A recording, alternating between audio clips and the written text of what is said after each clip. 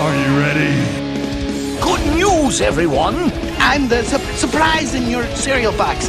I'm great! Everybody else sucks! I said, are you ready? Yes, sir, random kid I just met. It's Ciely. Hooray! People are paying attention to me. That's right! You're always blaming me! So, my reputation exceeds me. It's time to check the link. Oh, wait, you serious? Let me laugh even harder. You know what? You just made the list. It's all in football. Sure, we talk about it all the time. Really? No, burn.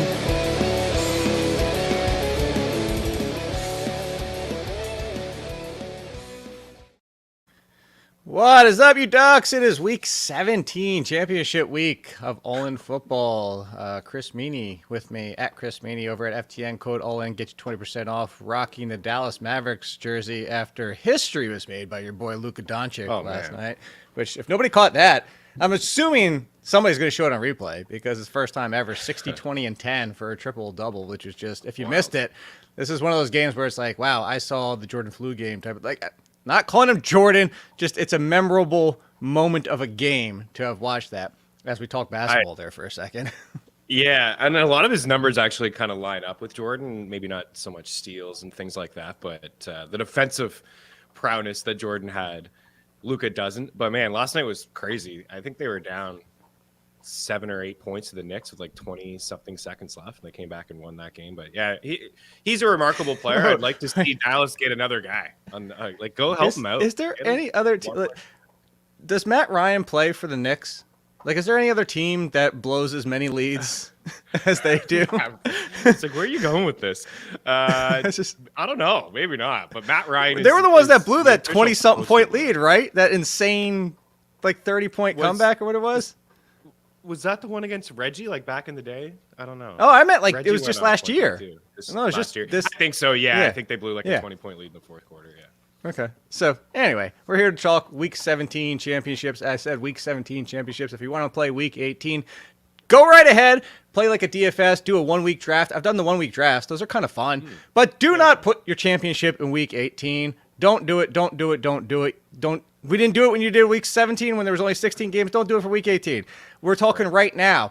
We could have the Eagles potentially resting even more people. I mean, that's still up in the air. Could end up being somebody else at this point. You could have teams that are locked into divisions, but not the number 1 seed resting players. You could have teams that are just like, hey, you know what? We're completely out of it. Hey, we're Chicago Bears. Maybe we see Khalil Herbert's the answer. We don't need to bring back David Montgomery. Like, you just can't factor all these things in. And I saw somebody even argue, he's like, that's part of the strategy, trying to decide whether your starter for 2 quarters is better than a guy off waivers for 4 quarters. Like, no, it's not. Shut the hell up. If you want to put your money on the line, I know. If you want to put the money on the line for that, go right ahead. Do not ever invite me to your dumbass league. Like, just say that right there. Right out of the gate, we have this decision to make. So we have Thursday Night Football. This is going to quick. You know who to start on Dallas. Everybody done. Tennessee, it's a one and done. You're starting Derrick Henry and nobody else except Chris. The Titans and the Jaguars, well, the Titans definitively have nothing to play for this week. They win next week, it's over. They win the division. It matters because they went 1-1 against Jacksonville, and then their division record is better. Jacksonville, if they win both, or they win and then they lose to Tennessee, could still get in on a wild card if, like, the Dolphins lose out, like something happens to the Jet. Like, there's like 8 billion scenarios. But they have a sliver of a chance, so I'm not too worried about Jaguars. But Derrick Henry didn't practice Monday, quote unquote. It was not a real practice. He did practice Tuesday. We were recording this Wednesday. If Derrick Henry sits, this is the only thing we need to know. You're playing Derrick Henry no matter what if he's playing. If Derrick Henry sits, is Hassan Haskins even in the row? Like, for me, I'm looking down the list. He's a low-end RB3. Like, I wouldn't even start him over Jamal Williams. I would not take that risk with this offense with Malik Willis against the Cowboys. I'm with you. No chance I'm playing this guy. I don't care if Derrick Henry is inactive. In your championship game, you're going to roll the dice with this, and there's no chance. I'm not doing it. It's an awful spot. They're 10-point dogs. I'm sure they'd be 13-point dogs closer to kickoff if Henry was ruled out Thursday morning or anything like that. There's just so much risk here. I'd play just about anybody else that has touched the field over the past couple weeks. You have to be pretty desperate, I think. Watch. All right. Well, then would you go? Let's see how far we can get down this list. Latavius Murray or Haskins? I'd play Latavius Murray. Would you play both Carolina running backs or Hassan Haskins? Tampa? I'd probably play both Carolina running backs. Yeah. Wow. Not ideal, but I probably would for sure. AJ Dillon if Aaron Jones is a go. I'm playing AJ Dillon. I mean, I know he's only getting 34. Here, I got one for you. I got one for you. In 4 or 5 straight games. Royce Freeman or Hassan Haskins. Did I find the breaking point? I may play Royce. Just to stick to my guns that I'm not playing this guy that I haven't seen anything from really all year. But like, who's to say he didn't get 15 plus touches in that offense? No, who's to say they're even going to move the ball with Malik Willis? My goodness, it'd just be a disaster. I mean, they move it with Derrick Henry, but yeah, Malik Willis not even. Does he have 100 passing yards yet? I don't think he does in the game. I don't think so, man. I love some Malik Willis, but like me too. He's not in the great spot. Let's be honest. And this also feels a little bit like Justin Fields with the Bears. Like even fewer receiving options, and just they're not. They have the offense of like 5 plays for him. Like they're just not even asking him to throw the ball. It's not fair. It's not totally on him. It's just not a good situation. No, of course not. And let's talk the rest of the games. Let's talk the majority of this week. So that's Thursday Night Football. Everybody, you're playing these guys. It's basically Derrick Henry and nothing. So not even Treylon Burks. I think somebody mentioned no, not even Treylon Burks. And so Arizona at Atlanta, James Conner firing up. The question is there any receiver for the Cardinals, including DeAndre Hopkins? If it's Trace McSorley, if it's Colt McCoy, do you at least start Hopkins? I would start Hopkins if it was McCoy. You and I chatted last week, and I feel like we came to a conclusion to try to find other options if you were a Hopkins owner. We didn't like the fact. I know. I didn't even like having him in the top 20. I wanted to push him further down. I think I had him like mid-20s. I didn't have him anywhere, like any shares of him. So luckily, I didn't have to make that decision for Hopkins. I just don't draft guys that are not going to be with the team for the first quarter of the season. It's an awful situation. Again, another guy, McSorley, like at least he has some weapons, but this team they're done. I'm surprised that they haven't given the axe to Kingsbury. Nathaniel got it the other day. Just get rid of Kingsbury too. Just start fresh. Kingsbury has so much money left over. That's the problem. He's not going to be coaching them next year though, right? More surprising things. Hell, we're going to talk about. We don't think somebody's going to be at quarterback, and they're back at quarterback. Surprising things it might be. I like that we talk about these things. And for DeAndre Hopkins, like if I was still doing the fantasy competition, I stopped short of like what it was. Just so you know, 12, 14, and 11th is where I would have finished the last 3 weeks. Just looking it up. Wow. Yeah. So this has been a fun like. Yeah, I know. Hot finish. Too bad. It's different reasons we can't be on there anymore. But anyway, Atlanta Falcons side of it. Tyler Algier, our boy. And I say our boy because we were telling everybody to draft him. It was a slow start. It was frustrating for a while there. But the back half of the season, and especially the last 2 weeks, he's actually, RB6 or 7, somewhere right around there. So, Algier against Arizona. Here's one for you, Chris. Would you start Tyler Algier or Josh Jacobs against the 49ers? Oh, that's a good one. Jacobs, I got like ranked 9 or 10, and I'm like, man, I feel like I should have this guy even lower. I don't know, like how much I really like this guy against San Fran. Man, they did let James Conner get 14 points against it, but it's the touchdown. So here's where I'm going before to jump all over your answer. Somebody asked me this, and that's why I'm throwing it back at you. And I said, I just can't do it. If you want to nitpick that I had him at 7 and you want to push him down to 11 or 4, like whatever, like you may, I don't know what world you're in where you possibly have 2 better options. Maybe you do. And maybe I need to move him down a few spots for that. But basically I'm saying I'm just starting Jacobs because it's like Barkley versus the Commanders Sure, it's not quite as bad, but the Commanders are one of the stingiest run defenses, and Barkley scored a touchdown in both games. One was a mediocre game with a touchdown. One was an amazing game with a touchdown. Can you live with Jacobs scoring 15 on your bench in your championship game? And that's what it comes down to. And I can't. I mean, he's RB2 overall, right? He's shown us that he can be productive in tough matchups, whether it's, through the air. The Niners defense is fantastic. I know. They're great against the run. They're going to be up in this game. They're going to win the football game. They're like 5-point favorites. I think that's a joke. They're going to win by at least a touchdown. They're steamrolling over everybody, basically, with no Debo and a third-string quarterback. So I say Jacobs gets a few catches out of the backfield. Maybe that's enough. Maybe he's not efficient. Maybe he's a 14 for 40 guy, and he catches 4 passes for another 34. That's not bad. It's okay, right? He's still a top 10 running back. To your point, I don't know who could be in a better situation. I suppose you started off with you could have started off in a scenario where you went Eckler, Saquon, or something like that, and then you got Ramondre late, Connor late. Well, Jacobs was get out of my head. Get out of my head. I was just about to go to this next and say Ramondre Stevenson, 2 out of the last 3 games have been dog doo-doo. Actually, duck doo-doo. Yeah. One really great one. 2 dog doo-doo. Let's say, I don't know. Pat Mayo made the joke to me yesterday. Did Damian Harris actually die and the Patriots didn't tell us? But maybe. Damian Harris, let's say he finally returns this week. Ramondre Stevenson or Josh Jacobs? I have them neck and neck, and I have Jacobs 1 spot ahead. Okay. I'm willing to throw a lot out the window of what I saw last week, but it was definitely I have a lot of Ramondre. Lucky to get by in some spots. He wasn't even getting any carries, and he wasn't getting those. The past couple games, Jake, he hasn't been getting those catches either. Right. I think he's led the Patriots in catches 3 or 4 times this season, at least, maybe even 5. But the past couple games, he has not been getting catches. Yeah, he hasn't. But in a must-win situation, there's so much on the line. He has been their best back, regardless if Harris does play or not. I still lean Ramondre as a low-end RB1 just for his ceiling alone. I think you got to go back to him, even though if he burned you guys and you made it through, I still think you got to go back to him. Speaking of running over team, as it sets up right now, if the playoffs started today, Giants at 49ers, they would get obliterated. I'm just putting that out there right now. Can I bet that as a possibility future for to happen, and then bet they cover by a mile? Can I do that somewhere? Somebody's book out there would take. If I offered $10,000, a book out there would somehow make that happen. They would, yeah. They'd make it happen. They'd make just about anything you want happen, I think. But the Niners look absolutely scary. I think they're the best team in the NFC.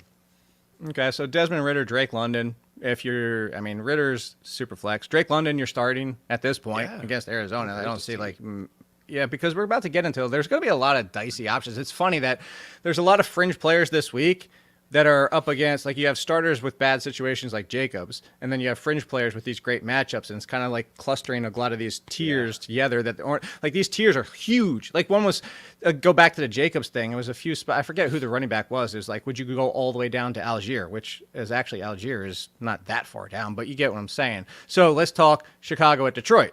Detroit's run defense was scary, and then nothing last week. I don't know if they had a run defense on the field last week. Did they just field 7? Is that what they did? They just what a letdown. These guys aren't going to make the playoffs because of that performance in Carolina. They got steamrolled against the Panthers, and they were amazing. And Goff had a good outdoor game. And they let him down. The defense, 100%. Man. That's the game where Zach Wilson could actually sit there and be like, "That it was the defense's fault." It was the defense's fault. Yeah. Man, I never give unders, and I gave an under on Deontay Foreman, and it's just he topped his rushing yard prop in the first quarter. 3 plays in? What? Are you kidding me with this guy? I benched him everywhere after playing him the week before. I know where you're going with this, and I don't even know what to do. We're starting David Montgomery. You're not going to David Montgomery. Oh, you're starting Montgomery. So the flip side is what we're starting on the other side, because we are starting Goff. It's at home. We're starting Amon-Ra St. Brown. We're starting DJ Chark. At what point? DJ Chark is this year. We can talk Jameson Williams next year. So yes, what it comes down to is who do we start? Is how do you rank Swift and Jamal Williams? That's what it comes down to. If you are in your championship game, somehow with DeAndre Swift and Jamal Williams, which one would you start if you had to pick one or the other?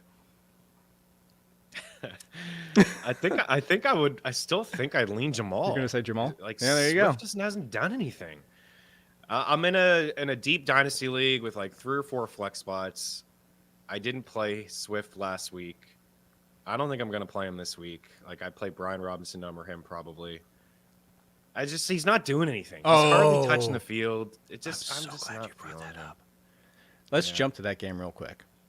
I think that Jamal is a decent bet for a touchdown. But the problem with Jamal is what would just happened 2 weeks ago in Week 15, where I was like, DeAndre Swift's not on the injury report. This is the only 3rd time it's happened. The first 2 times, amazing games, Weeks 1 and 13. It didn't really happen that week. And in that game, Jamal Williams, what did he run, 13 for 37 or something ridiculous like that? Yeah. That's the downside of Jamal Williams if he doesn't get the touchdown. So, but I'm with you. And then watch DeAndre Swift is going to bring some championships with 150 yards and 2 touchdowns. Just to wrap this up, how can we get excited about this guy? 4 for 12, and 8 for 52. That was great. But why do you only get 8 carries? And 6 for 21. At least he's catching some passes. If you're in a full point PPR league, then maybe I say, okay, lean Swift. But it's hard to get excited about 7 or 8 carries and what is a full on committee. It's just, there's no really rhyme or reason for this guy to get 10 touches. I don't get it. Lauren said it.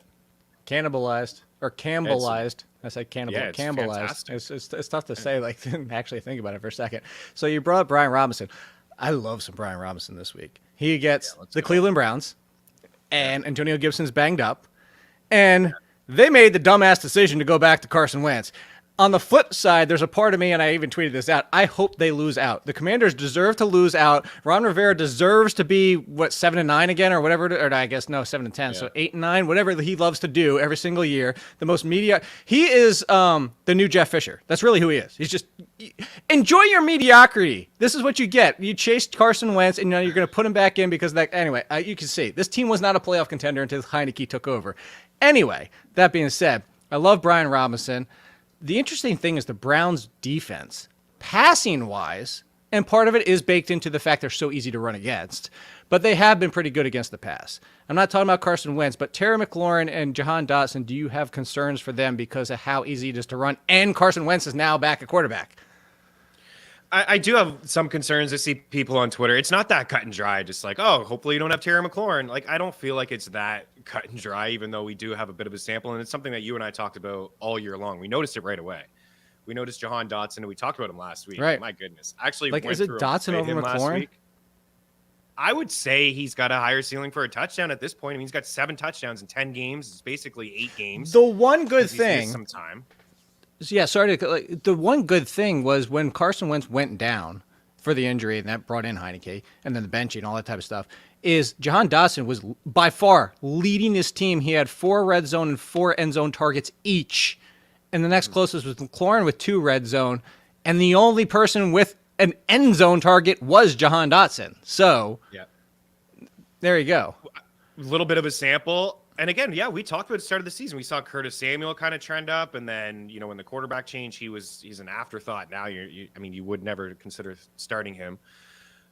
I like Dotson, man, and I like Dotson more than Hopkins. For example, give me the guy that's getting some targets and getting some touchdowns. I understand you're going to run on Cleveland a little bit here, but 7 touchdowns in basically 7 games for Dotson is pretty strong. He's getting those end zone targets, as you said. I probably still rank Terry McLaurin ahead of him. I have him, I think, 3 or 4 spots, but I think they're both fine. And you know what? I'm in the middle of updating before we came into this show, and I'm moving Dotson in front of Terry McLaurin. Okay, but they're both these are guys that I think, honestly, looking at wide receiver rankings, I'm not messing around with Hopkins. I'm not messing around with Cortland Sutton.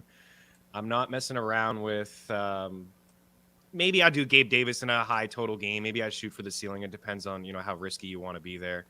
How about the wide receivers on the other side of the ball? Amari Cooper of Donovan Peoples-Jones. Would you touch either one of them? I may go Cooper. It's a better situation. I'm assuming there's no weather. I don't even know what's going to happen in Washington, but that was just an awful spot last week. There's no weather. Okay. They're playing at a vacuum. They're all going to die. No weather in a dome. Ron Rivera realized he's got to put a roof over his head. You know what? I actually don't mind the decision to switch. I know we're big Heineke guys, and we like Heineke more than Wentz, but Heineke has struggles. 100%. I like going for it. You brought him in for a reason. I know that he has crumbled over the past couple of years. I just didn't like the quote from Ron Rivera. It's he's apparently, I looked it up. I'm paraphrasing here. It's something like, apparently he's won some big games in the NFL before. What is that? What is that comment? You're not giving him any confidence. You're already taking shots at him earlier in the year. I get it. You need a quarterback in Washington. It's been an issue. You probably didn't agree with the decision to bring him over. You didn't like it, but I just didn't like the comment, man. It's already you're throwing him under the bus right away, and you know that he's going to fail, and you're just saying he's going to fail. Maybe it's some sort of reverse thing where he's maybe, I don't know. Maybe he's saying listen, you've won a game. prove it, dude. Prove it. But Yeah. listen, the team has been trash for the past couple weeks. Like, let's see if we can get a spark under center. Okay, we'll go back to Nick Chubb versus Josh Jacobs. Who would you start if you had the option for both? I'll probably start Chubb. If I had the Okay. option for both. But that's Okay. another Would you- really tough spot. If Antonio Gibson is limited practice all week, all the way through Friday, would you start Brian Robinson over Josh Jacobs? I think so. That's Wow. pretty risky. But I mean I don't know, man. Actually, I probably wouldn't do that.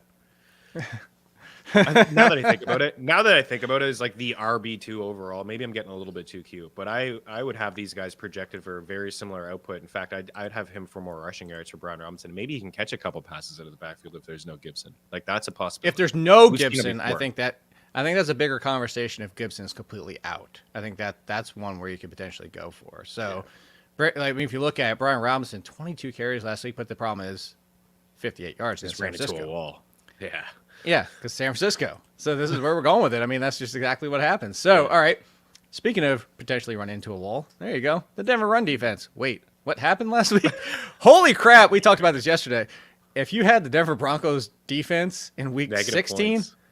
oh my God, you better just leave the spot I went empty. up against them twice, and I was happy about it. But I mean, I was nervous heading in because the defense had played amazing all year. But talk about a team that's checked out. These guys are fighting with each other on the sidelines. See, I don't, and here's where I'm going with this, and call me insane. I'm not saying plug Russell Wilson in and go bananas. I'm not saying plug Latavius Murray in and go bananas. They're going to Like have their those- best game of the season. I know where you're going. But, like, we've seen teams that, like, look at, and granted it was the offseason, but look at the Giants and how miserable they were last year with Joe Judge. And now they're still scraping for talent at a lot of spots on their team. And they're a playoff team. Like, this can change things. And I'm not saying, again, I'm not calling the Broncos a top 10 team all of a sudden, but, like, to call Russell Wilson's career over, to not even want to use Jerry Jeudy against the Chiefs, like, I'm going to fire up Jerry Jeudy. And I can see a world where if you lost Tua and you're potentially looking at replacement options, I think I would go Purdy over Russell Wilson, but I would go Russell Wilson over, Geno at this point. Do you? Question mark? Geno at home against the Jets with no Tyler Lockett, or Russell Wilson against the Chiefs. Yeah, if those are my two options, I may go Russell. I'm not playing Geno. I agree with you. I'm not doing it. Not if there's no Lockett and the matchup He's is falling very, apart. very tough. Yeah, he's starting to spiral out of control just a little bit. So yeah, I would. Man, everyone's going to be fired up for the Broncos. I know it's been a really rocky season, but let's be He honest. threw about 3 the leader. touchdowns against them 2 weeks ago. Well, 3 weeks ago now. And the defense played good in that game. They had picked off Mahomes 3 times. Yeah. Yeah, I play Jeudy. He's the deep threat guy. He seems to be the guy that Russ has the most chemistry with, taking some shots with him down the field. It was nice. Sutton, chimed in with a couple nice catches last week. I think he's more risky, but I agree with you on Jeudy. And Russ potentially, certainly as a super flex guy, as your second quarterback, depending on who you've been rolling out, there's a lot of, I have him at 18. So, like, I'm playing him over Carr, and yeah, I'm playing over Watson at this point. And I have him Mac at Jones and 17 these in your guys. face. Ha ha. Oh, nice. I beat you by one spot. up. And honestly, Would you he might move up one more spot because right in front of him is Geno, and I don't like that. I think if it was my team. And you don't like it, yeah. No, Yeah. well, this is why I was talking about the rankings earlier, is because like people like gaming things out there is like, I'm going like this is how I play it. This is I go off my projections and then I tweak it a little bit. Like I have Teddy one spot behind him, Derek Carr, Sam Darnold, Mac Jones, Deshaun Watson. Not even starting him at this point. You're going against Washington. But I think that Russ is in the conversation with Mike White at 15. Yeah, I think that's fair, right? Mike White coming hasn't thrown back. touchdowns outside of that first game. Yeah, I actually, I would go White over Russ. As You long would? as he's playing, and yeah, I think so. Yeah, Garrett Wilson and maybe a little bit of Elijah. Corey Davis is but back. Corey Davis is back. Big game for both squads. I love it. Yeah, I would play those guys. I wouldn't be shocked All if right, Russ threw since 3 we're talking touchdowns, though. Just since we're throw talking it about in this the Daniel game. Hackett's face. Yeah, please. Everybody's going to be happy and getting along and doing like high fives He's on the worth sideline. 200 plus. This is why they signed him. Yeah. To go back to that, let's stick in this game and just round this one out. On the Seattle side, there's more questions for people. Like, okay, well, actually, let's go back to the Jets real quick. Are you confident enough that Zonovan Knight with Mike White is back to an RB2? I'm not actually. against I Seattle. don't. No. I don't. I know it's a good matchup, but I don't think Zonovan Knight would touch my roster. I didn't play him last week because of the weather. The week before, we talked about how he was he benched or did he get hurt? I think it was a little bit of both. Zach Wilson. Against the Lions. I'm not playing Zonovan Knight. There's no Zonovan chance. Knight or Ezekiel Elliott. Really tough matchup. Tennessee run defense. I'll play Zeke just knowing he's going to score a touchdown. It's just what he does. Zonovan Knight or DeAndre Swift. I think I might play Swift. I just said I'm not playing Zonovan Knight. I'm not convinced, man, that he's going to touch the If ball you never 15 knew, by the times. way, I don't do the mwahaha. That was actually my evil laugh. That was the that's, Oh, that was the that's one? my evil laugh. It's not, Would you? That's the Oh, Friends, that was when actually they pretty went good. back and forth. Yes. Yeah. It's not Santa's plan. Like, oh. Would you go Zonovan Knight or Zach Moss against the Giants? I'll go Zach Moss. Give me the guy that's Wow. playing like 90% of the snaps. I mean, he had, I think, 10 red zone carries to 3 from Jackson when, Taylor got hurt a couple weeks ago. I'd go Zach Moss. All right. Yikes. Would you go the Dark Knight or would you go either of the Panthers running backs? Against Tampa. Tampa stinks, eh? These guys are no good. I would play... Man, you got me. I'd probably play Knight there. Knight, just not knowing what's going to happen any given week with Chuba Hubbard and Deonta Foreman. Both can go off. Both can do nothing. One could do something. Like.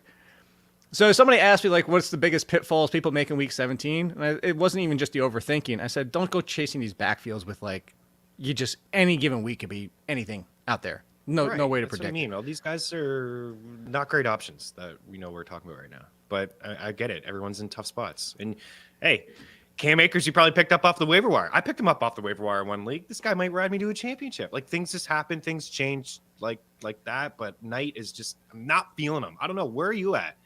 Can you give me a sneak peek of projections? Can you give this guy 15 touches? Is he going to touch the ball 15 times in the offense? I can't say that with Mike confidence. White under center. He could. I'm not saying will. The offense will Could. move better. It will flow with And him I'm assuming compared to Zach. on the flip side, how concerned would you be for Ken Walker against the Jets defense?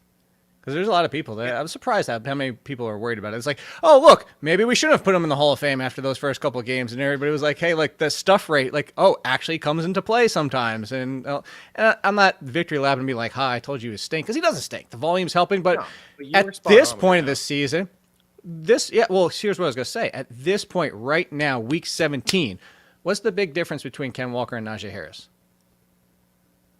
I mean, not a lot, really. But I'm definitely playing Walker. I mean, with confidence. Yeah, because of course.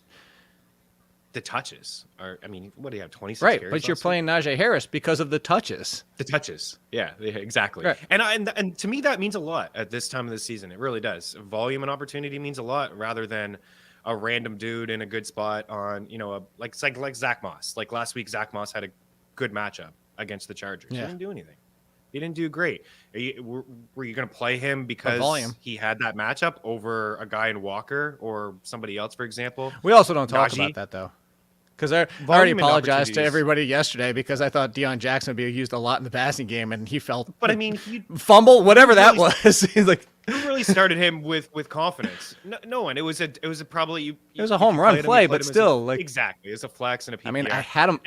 But admittedly, Chris, I'm trying to take the blame for this one. Admittedly, I had him a few Sure. spots in front of Zach Moss. Like, it was just. Oh, okay. Well, I remember. Yeah. I think we got in a little bit of a debate last week. I was always Team Moss, but it didn't matter. Neither guy did anything.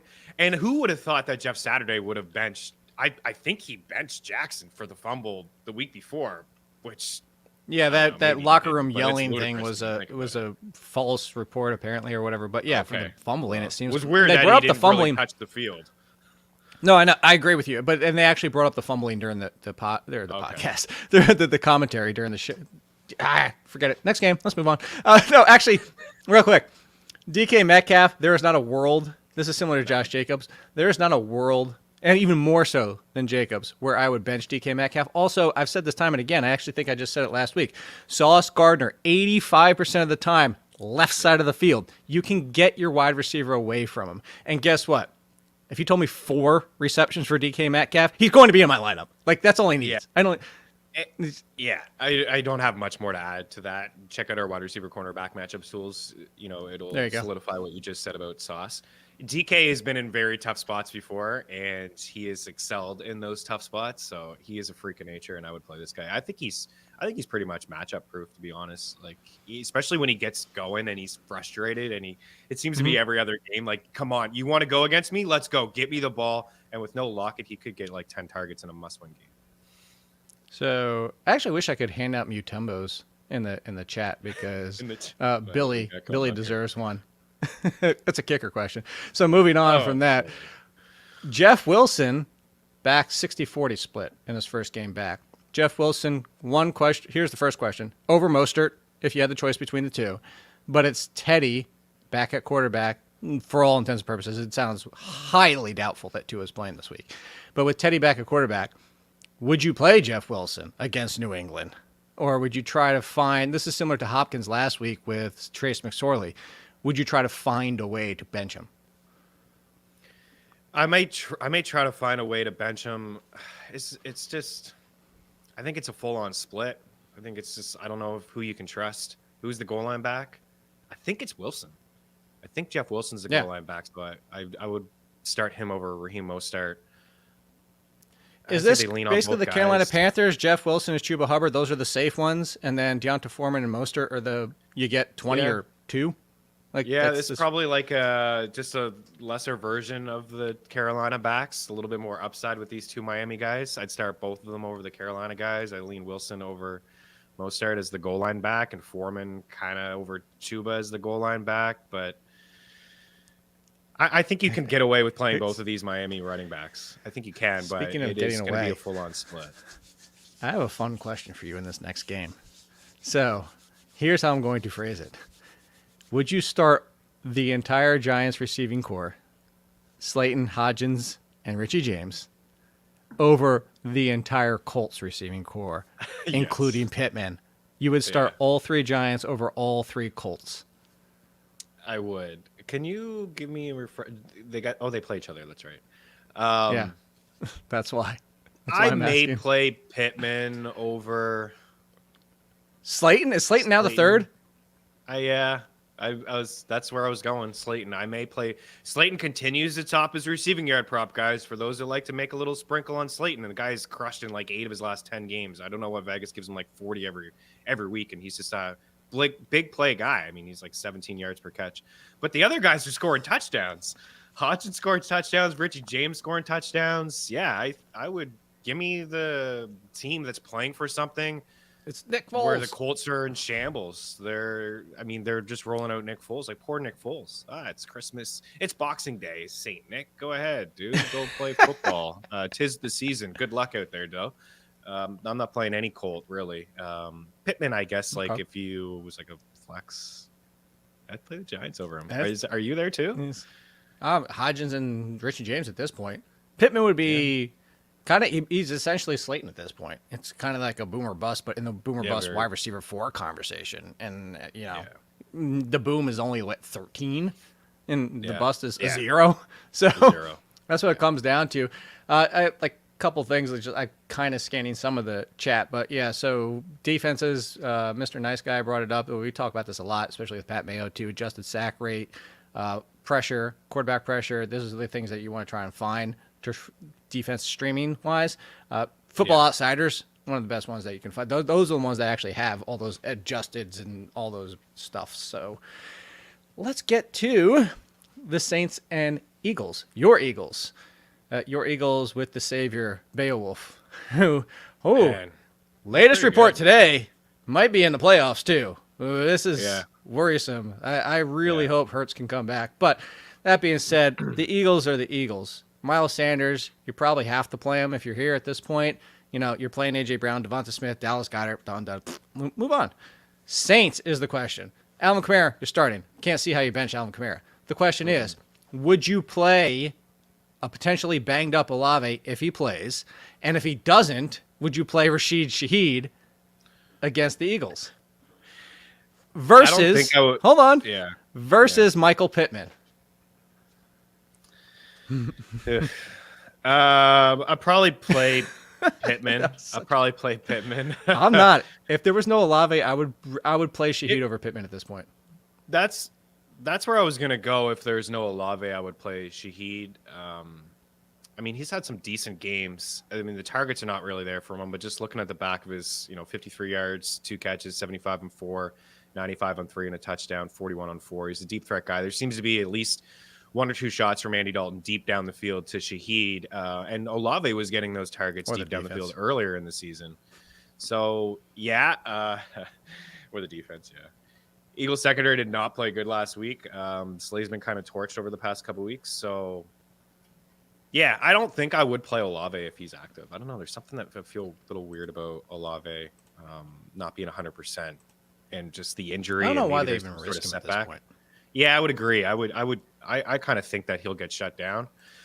And if that's the case, I think, you could roll out Shaheed in that spot. But, Gardner Minshew is, I think I had him ranked as like quarterback 12 or 13 last week. He made some mistakes, of course, as a guy that hadn't started in quite some time, but he made some really good throws. He leaned on his 2 alpha wide receivers. He's good enough, I think, to start over some of these other guys that we talked about, like definitely over Geno, definitely, I think, over Mike White for me as well. QB6 last week. Telling you. Yeah, man. QB6. Beowulf, man. Hey, I picked him up in a dynasty league and a keeper league just on the off chance somebody gives him a starting job next year. He's better than he's definitely a top 32 quarterback in the NFL. I don't think there's any question about that. Top and if he was 20. with a good, and if he was with a good, You tell me right now, I can swap him out for Daniel Jones. I'd do it in a second. I would agree. I would agree with you. I think Geno's good. Okay. I think he's a good quarterback. And Here's there's the a question down there. question Yes. for this next one. So Carolina at Tampa Bay. You ready for this? I think so. Mike Evans.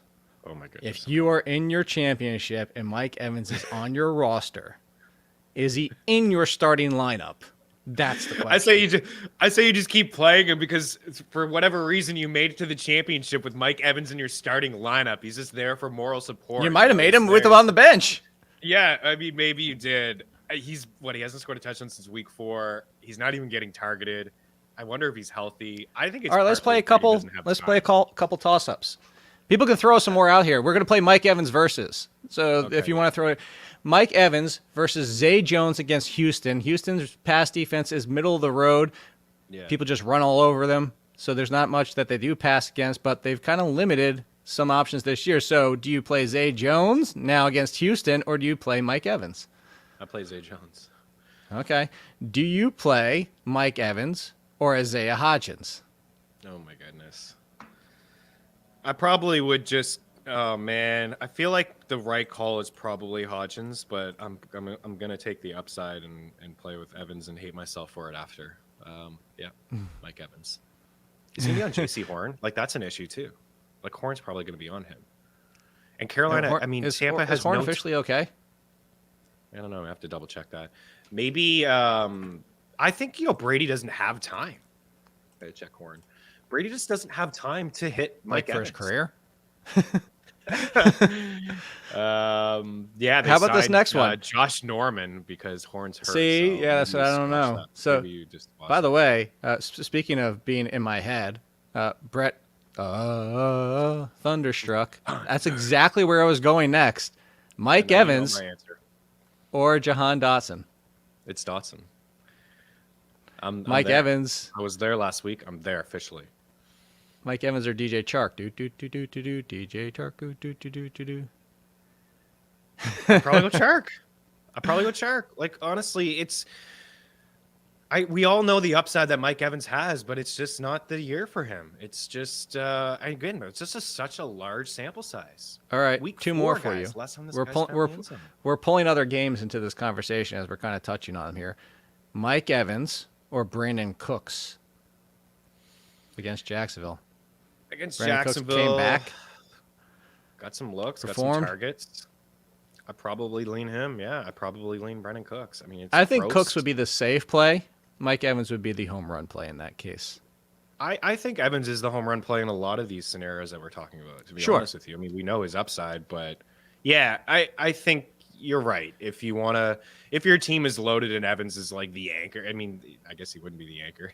He'd be the downfall at this point of your squad. And you're just finding ways to win. I don't know. Like, just give me goes back to volume, and Cooks, I think, is probably in line for more targets than Mike Evans.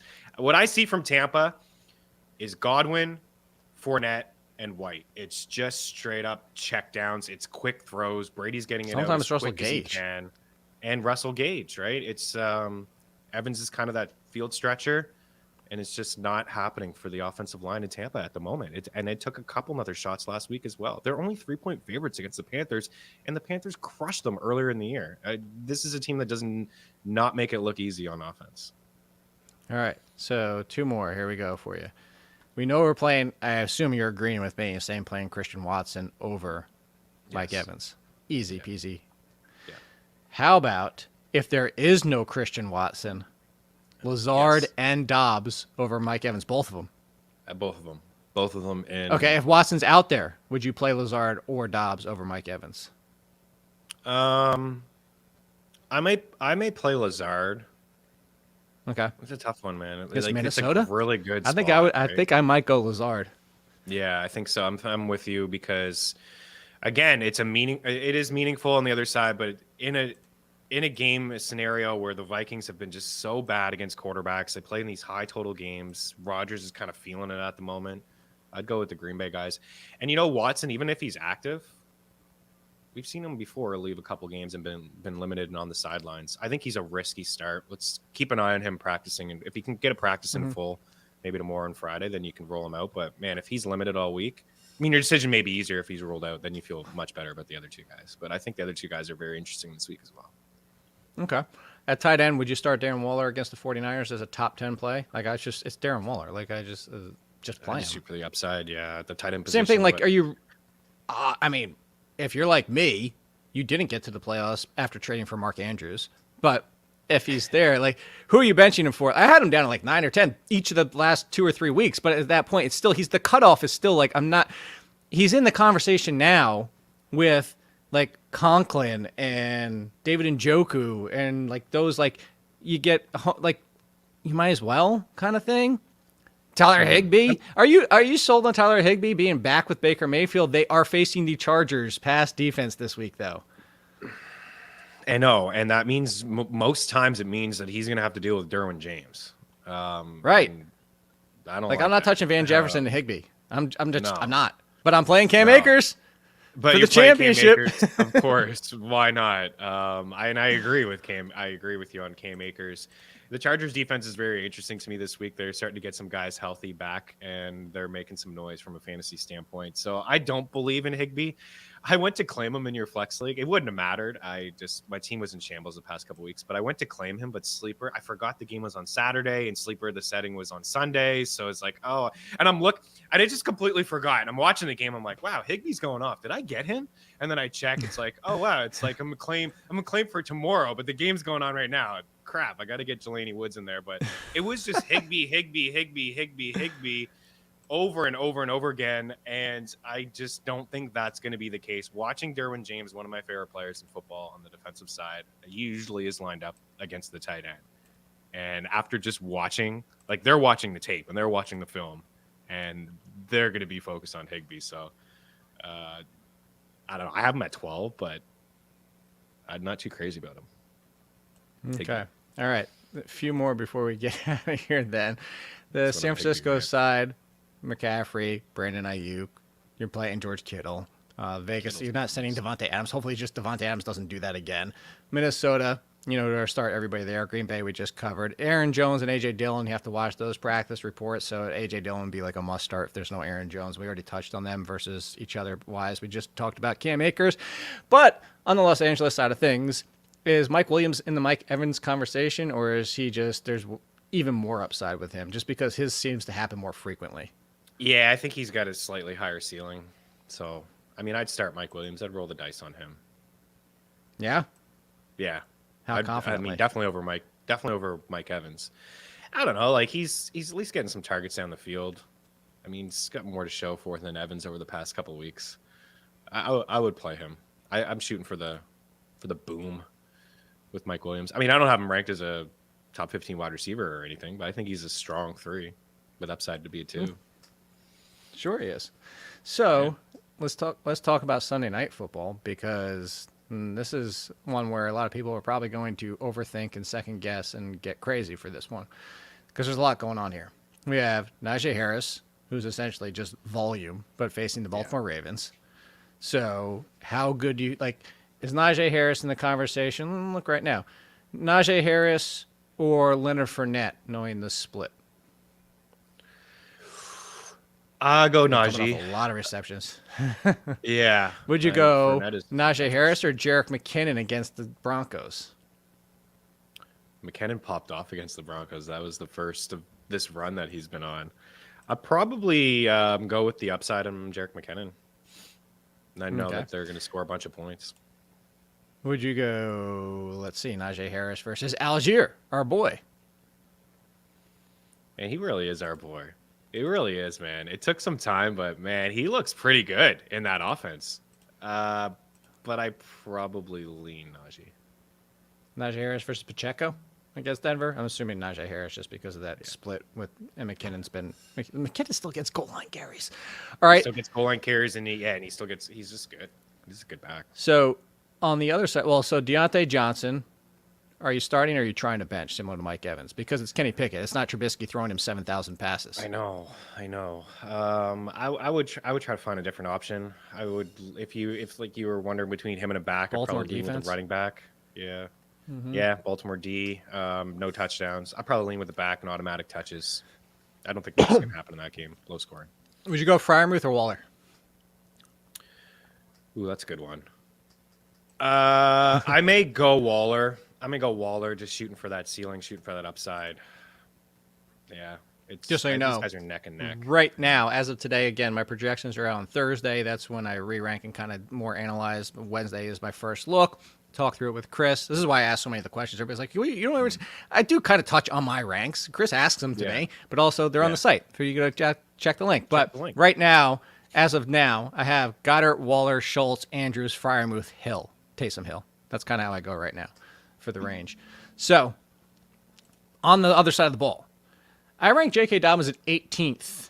And somebody's like, why so high? Like, I love these questions. You know how much I love the why so high.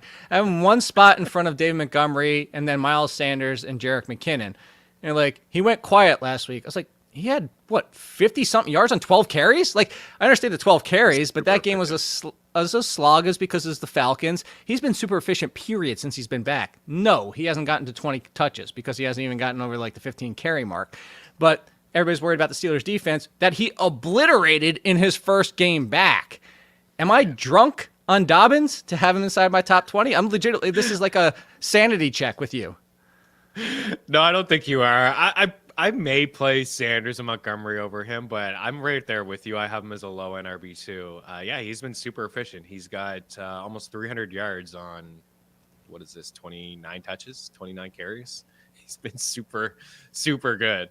I get it. There's the threat of Gus Edwards, stealing a couple carries here and there, but he's been really good. He's been a really good running back. I think he's a good start. All right. I don't think you're crazy. Is there a world where you risk Demarcus Robinson? I'm not playing that guy. Okay. No chance. And then we finish things off with Buffalo at Cincinnati. That's Monday Night Football. As a reminder, no Monday show now. We'll be back on Tuesday. Start, hopefully, everybody, like Singletary, you're starting him over James Cook still, even though that one kind of bounces back. But that's another one. If you can avoid it, please avoid it. If you can, similar to the Panthers, avoid it. And you might not be able to. If you forced for the choice, I would play Singletary over Cook, but that could go complete sideways. On the Bengals side, you're just starting. If this game doesn't go over 50 points, I'm not watching football anymore. This should be a really good game. First time we've seen Allen and Burrow go toe-to-toe. There's a lot on the line for both teams, right? The Bengals want that division. The Chiefs, the Bills got to win out because Kansas City's, their two games are layups. I think they got the Raiders after the Broncos, and then the Bills got the Pats, which could be a lot on the line for both teams next week too. So it should be fun. I think we're going to see a lot of offense. I think we're going to see a lot of scoring. I'm excited about Joe Mixon this week. I think, you can run on the Bills. You can catch a few passes out of the backfield. Got all kinds of weapons all over the place. That's why I said Gabe Davis. It may be like a boom game for Gabe Davis, but I've been wrong before about Gabe Davis. But here we go. Before we get out of here, we're over on time. Make sure you're following Chris Meaney at Chris Meaney over at FTN. Code all in 20% off. There's some kind of discount still going on at The Athletic where you can check the ranks and everything like that. Before we get out of here, your team, Chris Meaney, for the championship. Gabe Davis or Mike Evans? Gabe Davis. There you go. Oh, my goodness. Good luck, Luka guys. Doncic history. Chris Meaney, get you hockey help. We'll be back on Tuesday. Good luck, everyone.